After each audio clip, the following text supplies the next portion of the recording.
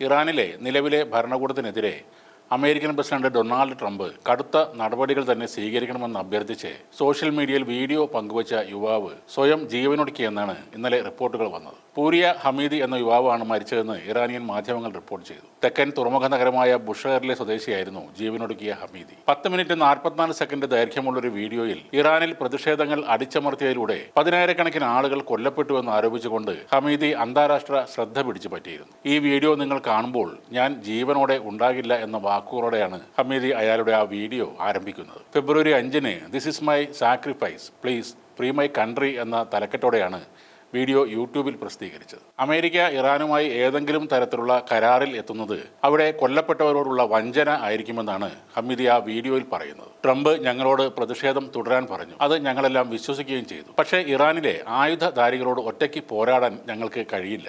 വിദേശ ഇടപെടൽ ഉണ്ടാകും എന്നതായിരുന്നു ഞങ്ങളുടെ ഏക പ്രതീക്ഷ. ഇതായിരുന്നു ഹമീദിയുടെ വീഡിയോയിലെ വാക്കുകൾ. ഇറാനിലെ മതാധിപത്യ ഭരണകൂടത്തിനെതിരെ അമേരിക്ക സൈനിക നടപടി സ്വീകരിക്കണമെന്ന് ആവശ്യപ്പെട്ട ഹമീദി ഇപ്പോൾ പ്രവാസത്തിലുള്ള രാജകുമാരൻ റേസ പഹ്ലവിക്ക് പിന്തുണയും പ്രഖ്യാപിച്ചിരുന്നു. വിദേശത്തുള്ള ഇറാനിയൻ പ്രതിപക്ഷ ഗ്രൂപ്പുകൾ തമ്മിലുള്ള ഭിന്നത അവസാനിപ്പിച്ച് അവരെല്ലാം ഒറ്റക്കെട്ടായി നിലകൊള്ളണമെന്നും അദ്ദേഹം ആഹ്വാനം ചെയ്തിരുന്നു. ഞങ്ങളുടെ ജനങ്ങൾ എത്ര നിരാശരാണെന്ന് നിങ്ങൾക്ക് പറഞ്ഞാൽ മനസ്സിലാകില്ല. എനിക്ക് ഭക്ഷണം പോലും കഴിക്കാൻ പറ്റുന്നില്ല, ഉറങ്ങാൻ കഴിയുന്നില്ല എന്നും ഭാവിയില്ലാത്ത ഒരു രാജ്യത്ത് ജനിച്ചതിന്റെ വേദന വളരെ വലുതാണെന്നും അദ്ദേഹം തുറന്നു പറഞ്ഞിരുന്നു. ആ വീഡിയോയുടെ അവസാനത്തിൽ പേർഷ്യൻ ഭാഷയിലേക്ക് മാറുകയാണ് ഹമീദി. പിന്നീട് അദ്ദേഹം പറഞ്ഞത് ഇറാനിലെ ജനങ്ങൾ ഒറ്റപ്പെട്ടവരാണ്, അവർക്ക് ആരുമില്ല, പരസ്പരം പിന്തുണയ്ക്കുക, ഇറാൻ ദീർഘായുസ് നേടട്ടെ എന്നാണ്. ഈ വീഡിയോ പങ്കുവച്ചതിന് പിന്നാലെയാണ് ഹമീദി ജീവൻ ഒടുക്കിയതെന്ന് റിപ്പോർട്ടുകൾ പറയുന്നു. അതേസമയം അടുത്ത കാലത്തെ പ്രതിഷേധങ്ങൾക്ക് ശേഷം ഇറാൻ കൂടുതൽ അറസ്റ്റ് നടപടികളുമായി മുന്നോട്ടു പോവുകയാണ്. സമാധാനത്തിനുള്ള നോബൽ സമ്മാന ജേതാവ് നർഗിസ് മുഹമ്മദിക്കെതിരെ കൂടുതൽ ശിക്ഷ പ്രഖ്യാപിക്കുകയും പ്രമുഖ പ്രതിപക്ഷ നേതാവിന്റെ മകനെ അറസ്റ്റ് ചെയ്തതും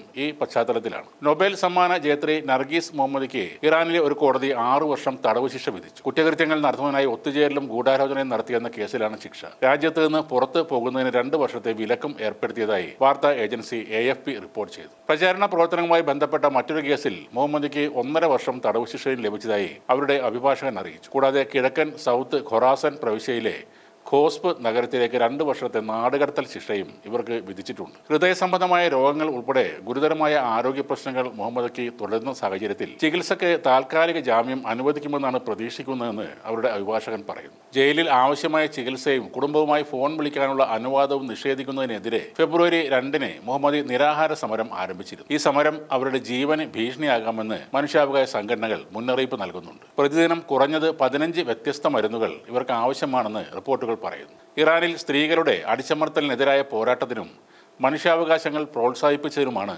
നർഗീസ് മുഹമ്മദിക്ക് 2023-ലെ നൊബേൽ സമാധാന സമ്മാനം ലഭിച്ചത്.